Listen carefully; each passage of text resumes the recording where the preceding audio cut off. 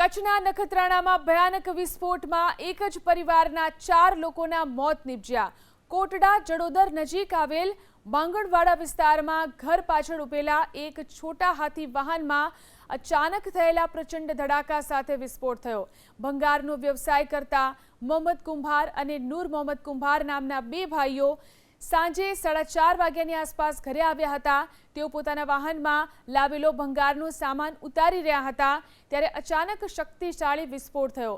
વિસ્ફોટ એટલો ભયાનક હતો કે તેનો અવાજ દૂર દૂર સુધી સંભળાયો અને વાહનના પાછળના ભાગના ફૂટચા ઉડી જવાથી ડીઝલની ટાંકી પણ ફાટી ગઈ। આ હોનારતમાં બંને ભાઈનું ઘટના સ્થળે જ મોત નીપજ્યું, જ્યારે પાસે જ રમતા 3 વર્ષની આસપાસની ઉંમરના 2 નાના બાળકોને ગંભીર હાલતમાં હોસ્પિટલમાં ખસેડતા સારવાર દરમિયાન તેમણે પણ દમ તોડ્યો।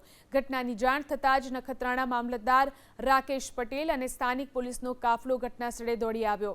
વિસ્ફોટનું ચોક્કસ કારણ જાણવા માટે એફએસએલની ટીમે ઊંડાણપૂર્વક તપાસ શરૂ કરી છે। દુર્ઘટના બાદ પોલીસે ભંગારના કારોબાર સાથે જોડાયેલા લોકોને કોઈ પણ શંકાસ્પદ વસ્તુ ખરીદતા કે સંગ્રહ કરતા પહેલા તેની યોગ્ય ચકાસણી અને કાયદાકીય પ્રક્રિયાનું પાલન કરવા અપીલ કરી છે।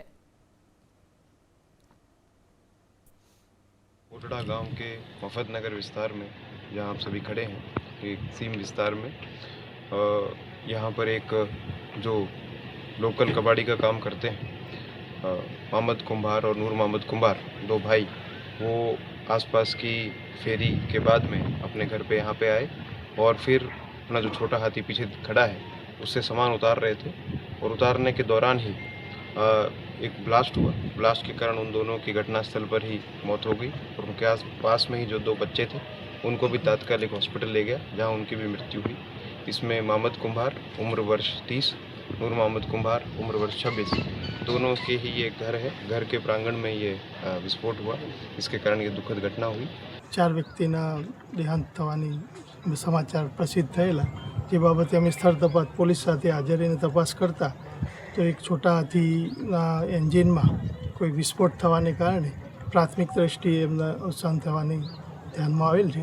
આ બાબતે પોલીસ તથા એફએસએલની કાર્યવાહી ચાલુમાં છે, ત્યારબાદ ખ્યાલ આવશે કે કયા કારણસર આ બનાવ બનેલ છે।